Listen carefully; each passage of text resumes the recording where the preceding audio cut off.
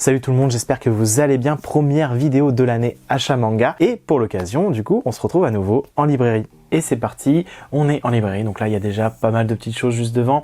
Là, on a le 20th Century Boy. Bon, lui, il est sorti la semaine dernière. Hein. Le tome 4. Oh, ça, c'est directement la page couleur. Ça, c'est sûr que je vais repartir avec. Hein. Ça, faut pas se faire d'illusions. Et ouais, non, il est toujours aussi bien dessiné, les petites pages couleurs qui font plaisir. Donc on sait qu'il y en a encore dans ce volume-là. Foncez si vous n'avez pas encore commencé, hein, comme d'habitude, Urasawa. Ça c'était déjà là, ça aussi, Shibuya, Dragon Ball, Cubart, ça c'était déjà là, hein, pour l'instant c'est les sorties qu'on a déjà vues.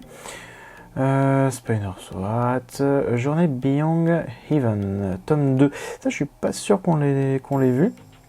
Donc chez Pika Édition, donc voilà. Celui-là non, celui-là je le connais pas, mais je suis pas sûr que c'était déjà là. Donc si vous connaissez, à côté on a le Tezukomi. Donc lui je pense pas le prendre, mais c'est vrai que voilà, c'est intéressant de voir d'autres auteurs qui reprennent l'œuvre, enfin des œuvres différentes de Tezuka. Après, je sais pas du tout ce que ça peut valoir. Chez les Kotokan, c'est quand même un gros volume là. Hein. Donc ça peut être intéressant de se pencher dessus. Qu'est-ce qu'on a d'autre? Konosuba, je crois que c'est déjà sorti. Lien du sang aussi. 15 du Play, Slime, One Piece. C'était déjà là. My Hero Academia. Le petit collector avec le tome 27 et le tome ultra. Donc un guidebook en fait. Avec quelques petites choses. Bon, ça c'est sûr que je vais repartir avec aussi. Hein. En plus, ça fait plaisir de voir des covers style US. Voilà, des variantes de covers. Ça c'est assez cool. Platinum, le tome 13 était déjà sorti, mais ça a été annoncé, hein, ça finira en 14 tomes. C'est bon. Ah bah tiens, on va pouvoir l'ouvrir un petit peu, et juste là, le tome 27. Voilà, donc visiblement beaucoup d'action encore dans ce tome-là. Hâte de me plonger dedans. Shikabana, le tome 2. Le tome 1 m'avait pas super convaincu, mais bon. Time Shadow, le tome 8. Le tome 8, et bah, c'est parti. Hein, très bon petit thriller avec du voyage dans le temps, bien amené. À côté, on a Tokyo Revengers, le tome 10. Je sais qu'il y a beaucoup de personnes qui suivent ça. J'avais vite fait lu, un ami me l'avait prêté. J'ai pas encore vraiment lu la suite. Je suis au tome 3, je crois. J'ai un peu de retard, du coup. Alexis Emperor Chronicle. Voilà, du coup, il va y avoir de la bataille, c'est sûr. Donc, le tome 2 était très sympa. Hein. Donc, celui-là, je vais le prendre. Qu'est-ce qu'on a d'autre? La Voix établie, le tome 5. Je crois que ça vient de sortir, ça, effectivement. Ça, je crois qu'il y a un animé qui est prévu, ça y est. Et ça plaît à pas mal de monde, apparemment. Moi, je me suis pas encore mis dedans. Le bouquin, du coup, ultra, donc avec beaucoup d'informations, hein, ça se voit là, de toute façon, le bouquin, il est vraiment énorme, très épais par rapport au guide. Le premier guidebook était beaucoup plus léger que celui-là. À voir ce que ça donne à l'intérieur. Qu'est-ce qu'on a d'autre? L'attaque des titans, le tome 32.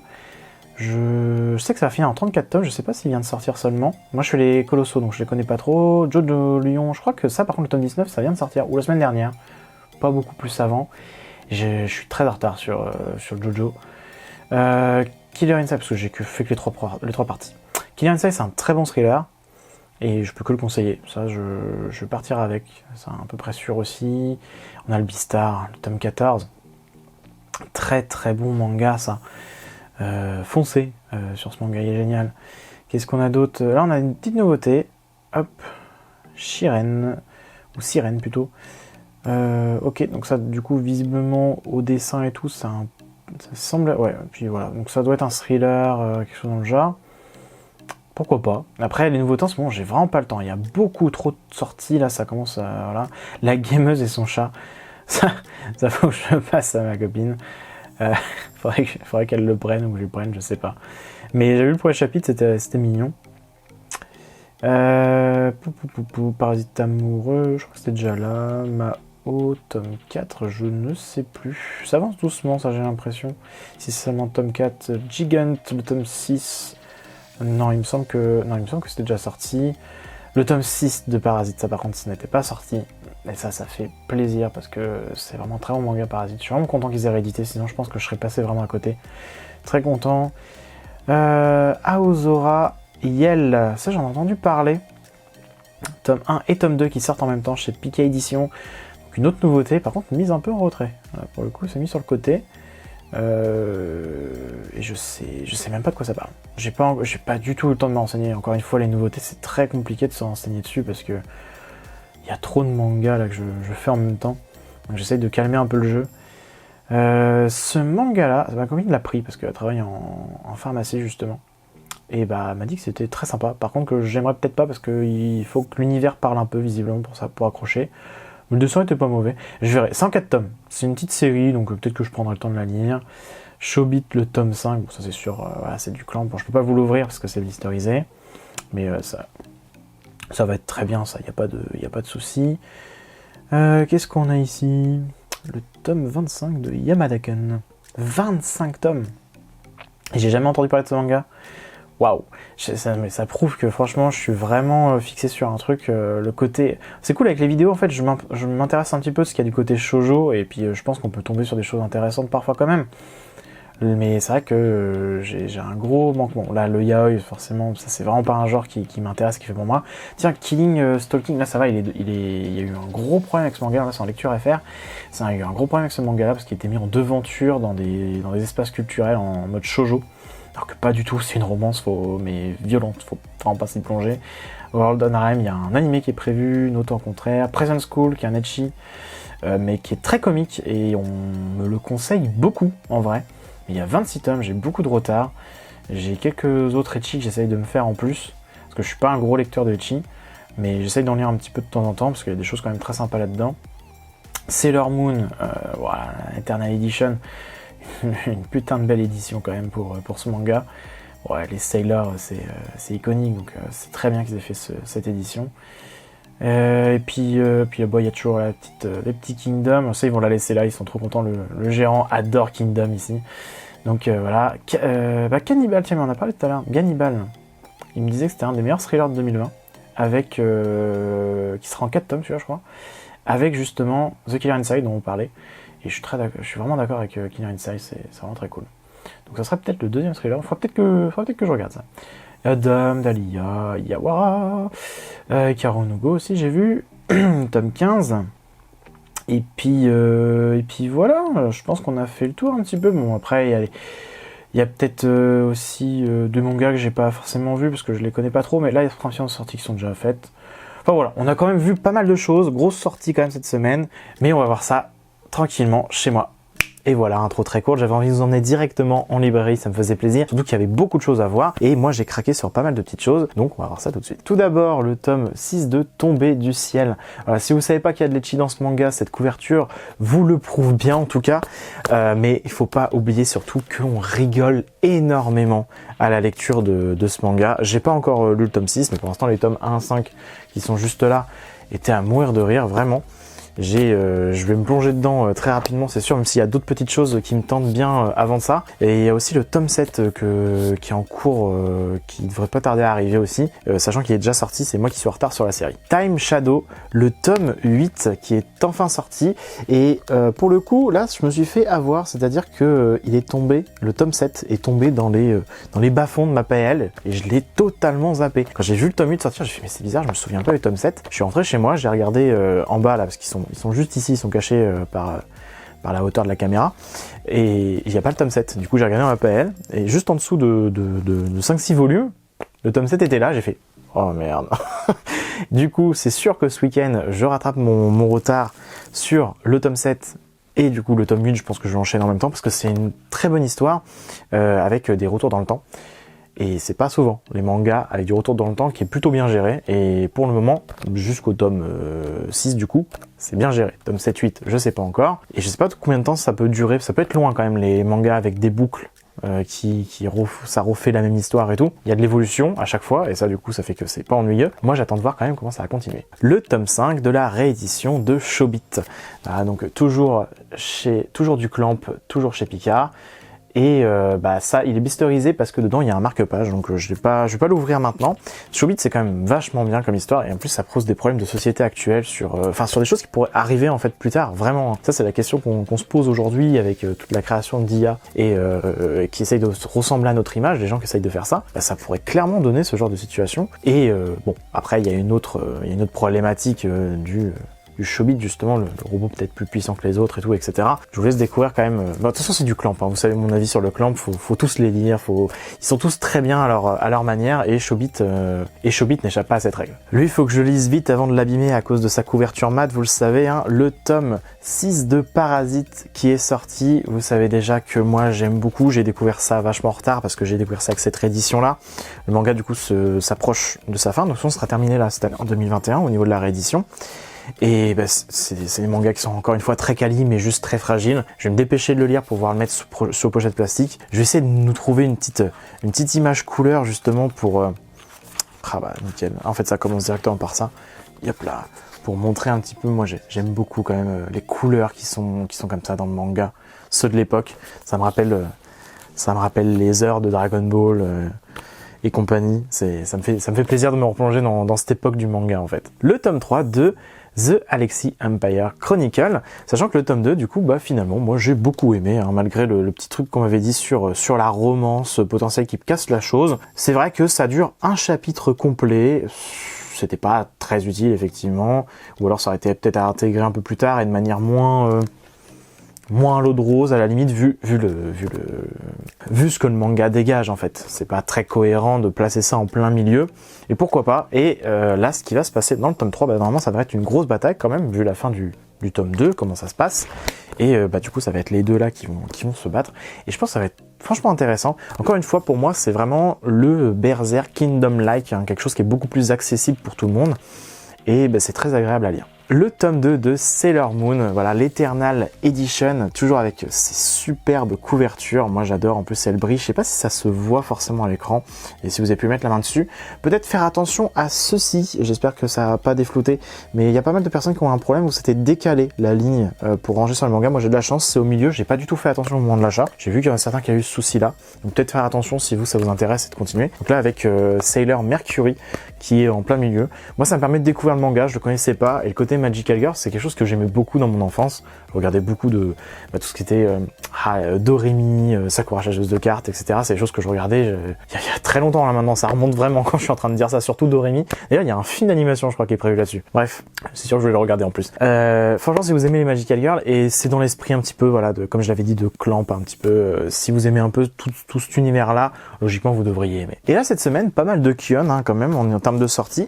Donc d'abord, le tome 4 de The Killer Inside, qui est censé être une série assez courte, je crois, d'une dizaine de volumes. Je crois que ça avait été annoncé par Kion quelque part dans un message, je sais plus où je l'ai lu, mais je sais qu'ils avaient dit ça. C'est pas du tout terminé au Japon encore, je crois, mais c'est ce qu'ils avaient dit. Et c'est ce que du coup je pense qu'au Japon ils espèrent. C'est un très bon thriller. C'est un très bon thriller qui a commencé sur 2020 d'ailleurs, pour info. Et ouais non, en fait c'est ultra troublant parce que sur le tome 1 et 2, on voit à peu près qui est le gentil. Parce qu'en fait, il y a un truc psychologique sur une double personnalité. Quelqu'un qui prend la personnalité de l'autre et puis du coup, on ne suit qu'une seule des personnalités et on se rend compte de ce que l'autre a fait qu'après que le personnage principal ait repris contrôle de son corps. On ne sait pas du tout ce qu'il a fait pendant que l'autre prenait possession de lui. Et avec le tome 3, ça retourne un petit peu tout. Parce que normalement, il est censé y avoir cette fille qui est censée l'aider à fond et finalement, avec le tome 3, le twist, attention, micro-spoil pendant quelques secondes, en fait elle veut aider l'autre alors que logiquement c'est censé être un connard ou pas d'ailleurs, parce que le fait avec le tome 3 pareil, et finalement il est peut-être pas si connard que ça. C'est le tome 3 il pète toute la logique qu'on est en train de s'instaurer entre le tome 1 et 2, et c'est ce qui me fait dire que ça va être vraiment intéressant sur le tome 4 et sur le développement, sûrement de la fille d'ailleurs, parce que je pensais vraiment qu'elle serait, après partir du tome 1 où elle a été dégagée, tome 2 on la voit pas, je pensais vraiment qu'elle réinterviendrait pas. Pas du tout. Elle revient et je me demande vraiment comment ça va continuer en fait. Donc je vais le lire et puis je vous dirai ça quand je l'aurai lu. Le tome 14 de Beastars. Ça, je peux vous dire que ça, je les attends à chaque fois ces tomes-là, parce que Beastars c'est vraiment très très très très bon. Je le redis encore, il y a beaucoup trop de gens qui s'arrêtent sur le côté les animaux vivants, en anthropomorphisme. Dépassez s'il vous plaît, lisez cette pépite et la regardez pas. Oh mon dieu, la regardez pas. Là, je suis un peu peut-être vieux jeu là-dessus, mais la 3D de Beastars, ça donne vraiment pas toute cette part artistique qu'il y a là-dedans, ça rend vraiment pas honneur. L'anime Beastars, il est vraiment pas propre. Je trouve vraiment qu'il est pas propre. Il y a des lenteurs dans l'image. Et même le tome 1 sur comment Legoshi réagit la première fois qu'il voit Haru, je crois, la lapine, j'ai un doute, les noms j'ai beaucoup de mal à chaque fois. L'animation sur les veines qui sont en train... Il y a eu un craquage au niveau de l'animé. Lisez Beastars, faites-vous plaisir, mais l'animé vous pouvez le laisser de côté très clairement. Avis personnel. Et un dernier Kion, c'est le My Hero Academia, donc le collector hein, du coup, avec la couverture faite par un Américain, donc par quelqu'un qui fait des comics. Ça c'est très très cool, je vais le sortir d'ailleurs, enfin, en parlant c'est la même chose que là, mais hop, c'est la même chose, c'est juste que nous du coup, avec le collector, pour ceux qui vont le prendre, c'est pour ça que je dis nous, vous pourrez retourner la jaquette et avoir la jaquette principale. Si je prends le manga et que je le retire, hop, vous pouvez avoir la jaquette du coup d'origine, hein, celle-ci, qui est d'ailleurs très intéressante aussi, hein, on va pas se mentir. J'aime beaucoup cette jaquette. En fait, j'aime beaucoup les deux. C'est très embêtant. J'aime le fait qu'il y ait vraiment le principe en plus, parce que je sais pas si vous lisez un petit peu de comics. Je vais essayer de voir si je peux faire du focus aussi près. Je sais pas du tout comment. Ah si, là, ça a l'air d'être bon. Variante comique. C'est vraiment c'est vraiment les variantes. C'est le mot pour les covers différentes pour les comics. Si vous ne savez pas, c'est variante cover. Moi, j'en ai 2-3 comme ça. Et c'est vraiment plaisant de voir ça, que le côté de l'Amérique soit intéressé à ça. Alors c'est peut-être une demande du Japon, hein. Bon, j'en fais peut-être des caisses, mais c'est très cool, parce que c'est quand même un manga sur les super-héros, ça fait plaisir de voir ce côté de variante. En plus c'est écrit numéro 1, on peut en espérer d'autres du coup. Après ça dépend combien de volumes va faire aussi la série, c'est quand même un gros shonen du moment. Ça peut durer longtemps, comme on a pu le voir avec Naruto, ou comme on peut encore le voir avec One Piece, qui va arriver au tome 100 et qui a fait son chapitre 1000 il y a pas longtemps. Même moi, j'étais content de voir ça. J'ai hâte de suivre d'ailleurs One Piece, rien à voir, mais bon, bref. Avec ceci, vous récupérez un ex-libri en plus, voilà. Donc, petite carte, ça fait format manga, quoi. Avec aussi un marque-page magnétique. Donc, je le sors aussi. Voilà, donc... il se magnète. Toc. Je sais pas trop comment on va réagir non plus à la caméra avec quelque chose d'aussi près. Si je fais comme ça, ah c'est comme ça que ça marche. Faut pas du tout qu'on voit mon visage en fait. Donc My Hero Academia. Et de l'autre côté, hop là. Si c'est bon. Donc le logo pareil de UA. Tout simplement. Ensuite je continue parce qu'ils ont mis aussi autre chose. Hop là je disparais de l'écran vite fait. Avec une petite accroche ici comme ça. C'est le calendrier qu'ils vont avoir fait pour My Hero Academia. Bon, je vais pas tout vous faire, ça va rester dans un coin. Ça va rester dans un coin, je vais pas vous mentir. Moi, c'était surtout la variante cover et le fait aussi qui est le My Hero Academia Ultra Analyst. Non, Analysis. Analysis. What? My Hero Academia Ultra Analysis. Pourquoi pas? Analystique, ça aurait été plus logique. Ils auraient pu le renommer. Mais Analysis. Bon, si vous savez pourquoi ils l'ont appelé comme ça m'intéresse. Je trouve ça bizarre, mais bon, pourquoi pas. C'est peut-être juste le nom japonais, peut-être comment ça se prononce peut-être comme cette manière-là. Il est vraiment énorme, ouais, hop là, je peux le récupérer, l'autre assez facilement. Ça c'était le premier guide qui était sorti, le second du coup. Et si vous regardez un petit peu la différence de taille, voilà, hein, en termes de grosseur, on est quand même sur quelque chose. Après, ouais, celui-là était sorti assez tôt de mémoire. Celui-là il sort, bah non, en plus c'est pas logique parce que on a l'impression qu'il sort très longtemps après. Parce qu'on l'a seulement maintenant. Si vous vous intéressez un petit peu aux sorties japonaises, en fait, ça fait plus d'1 an qu'il est sorti celui-là. Il était sorti en novembre 2019, du coup, en fait. Je le sais parce que j'étais au Japon sur cette période-là et je l'ai vu. Je l'ai vu en sortie, il était devant moi, je l'ai même pris en photo, j'ai une vieille photo de ça qui doit traîner sur mon portable. Et je me suis dit, oh c'est cool ça, en plus c'est super propre la cover comme ça, j'adorais. Je me suis dit, j'espère qu'ils vont le sortir, ça permet d'avoir plus d'informations. Surtout qu'il y a de plus en plus d'héros, de méchants, etc. Donc là il y a beaucoup de choses encore plus à dire. Et moi il y a certains persos que j'aimerais voir beaucoup plus mis en avant, parce que je les adore beaucoup. Enfin surtout en fait c'est Fumikage, celui qui a le pouvoir du Shadow là, qui est une autre personnalité en ombre et qui peut attaquer dans les ténèbres et tout. J'adore ce pouvoir et la puissance qu'il avait dans la forêt, entre 1 et 10, volume 1 et 10. Bon, ils étaient avec les le groupe, la Pussycat, là, ceux qui sont habillés avec les cosplays de chat là. Dans la forêt, à un moment, il perd le contrôle de son pouvoir, ça englobe la forêt. Le pouvoir a l'air titanesque. J'adorerais qu'on le voit se concentrer et apprendre encore plus son pouvoir et faire des trucs ultra stylés. Et pour finir, je vous présente un auteur qui est jamais été présenté sur cette chaîne. Je ne vois pas de quoi vous parler sinon. C'est du Urasawa avec 20th Century Boy. Voilà. J'aurais pu vous le présenter la semaine dernière si je l'avais acheté avant, parce qu'en fait il est sorti la semaine dernière, mais quand j'ai fait la vidéo, je l'avais déjà tourné avant d'avoir acheté le manga, donc je vous le montre seulement maintenant. Mais techniquement parlant, j'ai depuis la semaine dernière, c'est pourquoi je l'ai déjà lu, et qui est extraordinaire, et que fin du mois, quand il y a le tome 5 qui va sortir, je sais déjà que je vais foncer dessus et le lire avec plaisir. Et voilà, la vidéo est terminée, j'espère qu'elle vous aura plu.